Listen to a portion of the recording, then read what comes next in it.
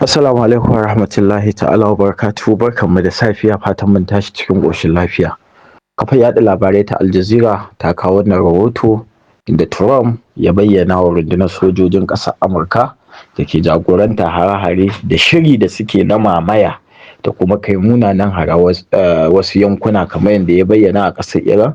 Trump ya ce a dakatar da wannan hari sannan a fasa shi ma gaba ɗaya. Me dalilan Trump? Ya ce makamansu na kariya sun yi karanci, idan Iran ta tashi retaliation ma'ana mai da martani to ba su da abin da za su kare kansu, kuma Iran za ta iya harar duk wata rijiyar man Amurka da ke wannan yanki na gabas ta tsakiya ba za ta sha ba daga farmakin Iran. Abin da ya faru, akwai jagorori na fadar kamar yadda Washington Times ta kawo, gidan jaridar ƙasar Amurka na ga sun kawo rahoton cewa jagororin ita rundunar Pentagon ma'ana rundunar tsaro ta Amurka sun bayyana cewa wannan yakin fa da Trump yake wanda ba shi da riba, abin da suke dan shi sun kasa cimma buri, sai kuma asara da suka yi da ita ƙasar da suke so su tarwatsa su samar da rashin haɗin kai da sauransu, yanzu sun haɗa kansu sun daɗa dunkulewa kuma sun daɗa ƙarfi wanda ya linka na da. Sun bayyana mai cewa wannan yakin da yake yi idan aka ci gaba da yi to fa Iran za ta shafa duk wani arzikin ƙasar Amurka, kuma Amurka ta yi amfani da makamai sama da 10,000 wanda bata cimma burin abin da take so ba, wanda kowane makami ya tafi dala miliyoyi. Sun lissafa mai me ribar yakin, don haka ya haƙura a dakatar da yakin ya bi sharuɗan Iran.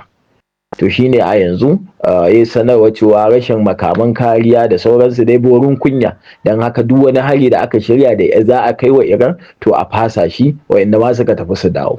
Ma'ana dai sun ji tsoro in ji yara a ba su ruwan maɗaci, yaƙi dole zai zo ƙarshe a yanzu kamar yadda za su tsara, saboda ba su da abin da za su kare kansu. Su ƙasashen da ake amfani da su ma sun fara kama kawo kansu. Me ma'ana 'yan ƙasa sun fara fitowa, musamman Kuwait da wasu ƙasashe suna cewa fa dole a kori bes ɗin Amurka domin yana jawo musu bala'i a ƙasa, sun kasa bacci kullum cikin razani.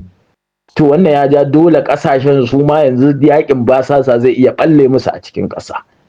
Sannan ga ita ma Amurkan Isra'ila ta jefo ta tsumu-tsumu yaƙin, daman abin da take so kenan, ta shigo tsakiya iya kai iya wuya, sannan ta gudu ta batta ta zira musu ido. Shi yasa Amurka ta dage suka yi yanda suka yi. Wannan shugaban ƙasar Ingilan da ya sauka ya gano me suke shiri, ya ce shi tun kafin a kai nan ya murabus ya haƙura.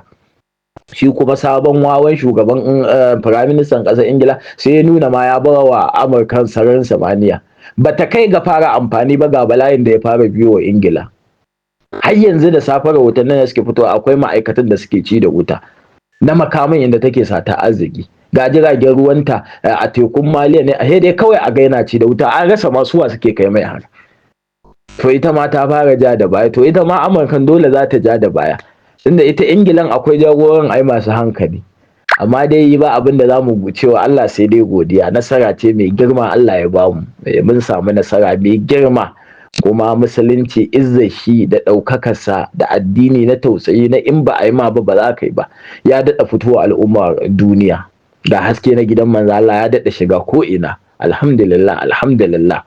Allah ka ci gaba da taimakon 'yan gwagwarmaya, Allah ka ci gaba da ɗaukaka tafarkin gwagwarmaya.